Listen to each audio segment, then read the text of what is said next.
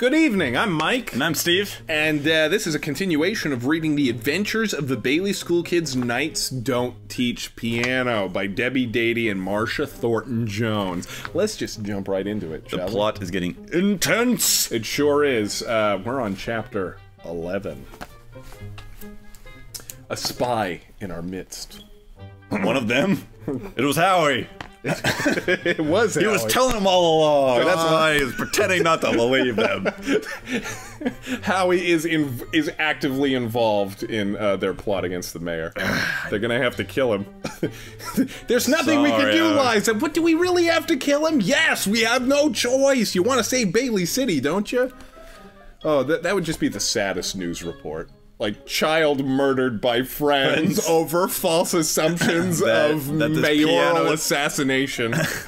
Piano teacher was trying to assassinate when really he was playing outside. By armor-wearing piano teacher. Well, we don't know that yet. We don't. That's my... Spoiler alert! That's my poor... A spy in our midst. Simon jumped off his horse and held up the skinny remote-control car for the other knights to see.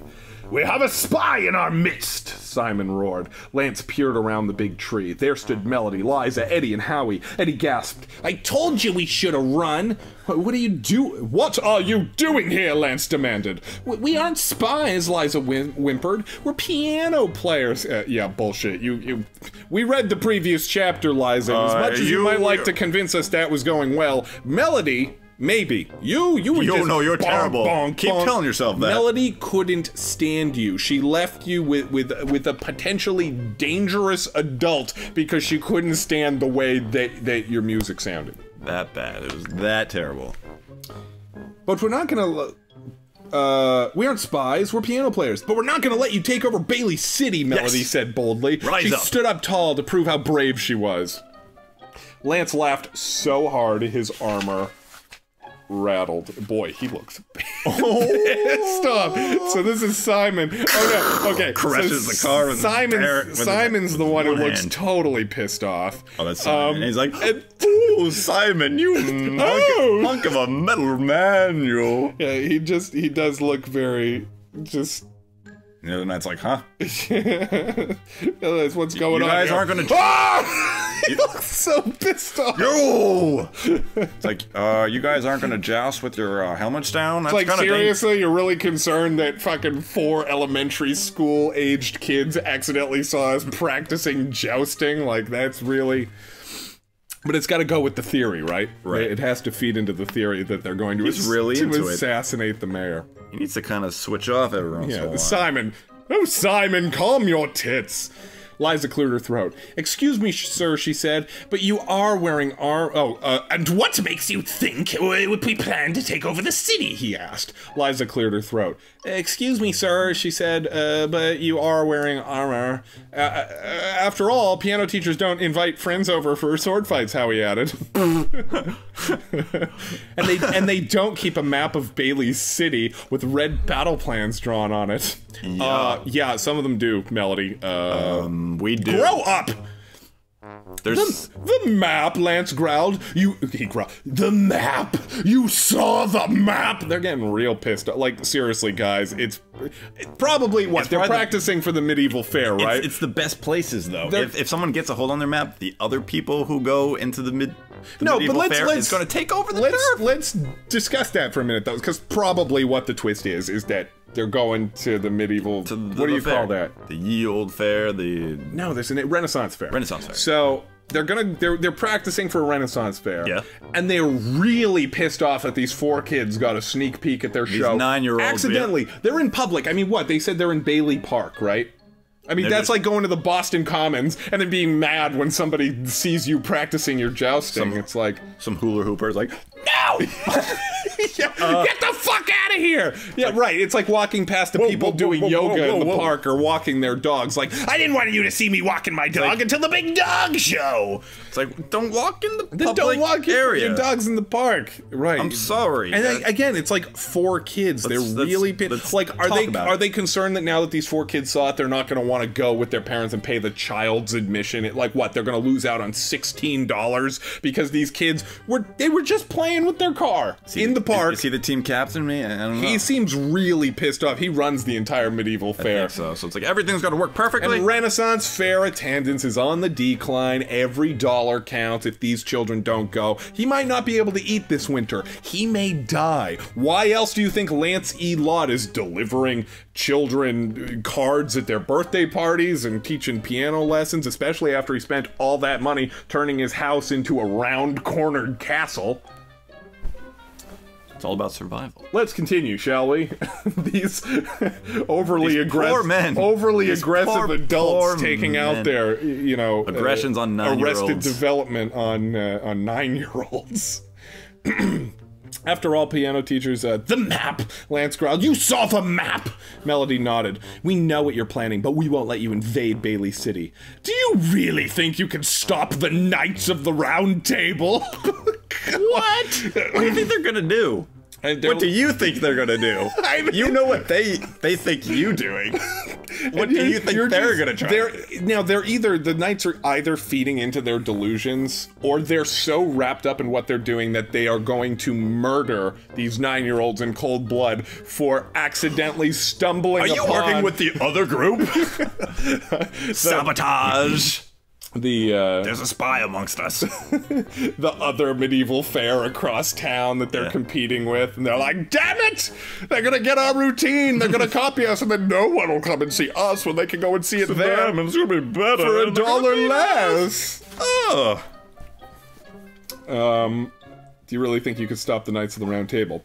2 of the knights drew their daggers. Whoa! Let's calm down. I was cool with these guys. Only Simon I didn't really care for, but again, everyone else is kind of... It has been established that these children are between the ages of 9 and 10 years old. Everyone's being Or maybe they're 8 and 9. They're drawing knives. On children. On children. These children's piano teacher is drawing... Okay, the knives drew their daggers. Simon dropped Howie's car and hopped back on his horse. The 6 knights faced Eddie, Liza, Melody, and Howie, towering above them on their snorting steeds.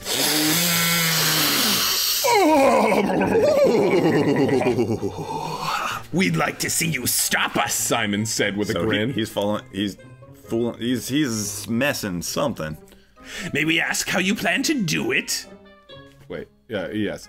Tell them, Eddie, Melody said. Oh my god, they have a plan for stopping them. Why me, Eddie asked. I think Howie should tell them. He's the smart one. Okay, Howie's the smart one. But he's the one that didn't believe him anyway. Since when did they discuss this? When is there time to discuss this? Howie is the smart one because he's the only person who didn't believe this. Make up something real quick. Howie choked and pointed at Liza. Liza, you tell them. Yeah, they don't have shit. They don't have any sort of a plan. They're stalling. Liza just stared at the 6 knights. They can't stop us, Lance said. No one can stop us! Ha ha ha! Eddie pushed past Howie. Wait a sec, wasn't Simon pissed off too? Yeah, but Simon was on the other team. Simon was the one trying to defend Bailey City, so you'd think that he would be glad that reinforcements came along. Now his team is up from 3 to 7. Everybody's just so confused. What makes you think that we're gonna take over the city? No, that was him. Nobody knows what they're doing. That was Simon. We'd like to see you stop us, Simon said. But Simon is on the team that is supposedly defending Bailey City. So why is he asking how they plan to stop them? And then why do they think now they have that a these plan 9-year-olds are trying to save the city? I don't want to be part of it. I'd like to hear your plan because we didn't have one. But you don't either. So we're just going to take over the city.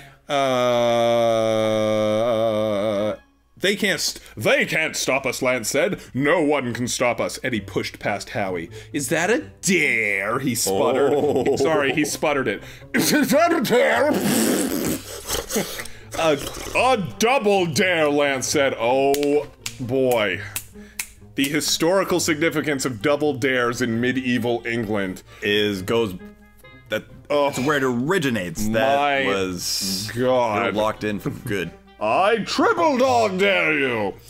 Eddie pushed past Howie. Is that a dare, double dare? You'll be sorry you ever said that. Oh, sorry. You'll be sorry you ever said that, Eddie said, because I have a sweet surprise for you. Eddie reached deep into his shirt pocket. He pulled out a tiny white cube. Oh, the white cubes are the cocaine. No, seriously, listen to this. He pulled out a tiny white cube. Snort. That's the next word. Snort, said the horse. He pulled out a tiny white cube. And then he had superpowers! No one can stop me! Started punching the horses in the face. Lance's horse perked its ears toward the sugar cube. Eddie pulled out more sugar cubes and stacked them on the ground, and the horses were all like... Snort. No, snort. 3 more horses looked at Eddie. When Eddie reached into his pocket for more sugar, all the horses started moving towards him.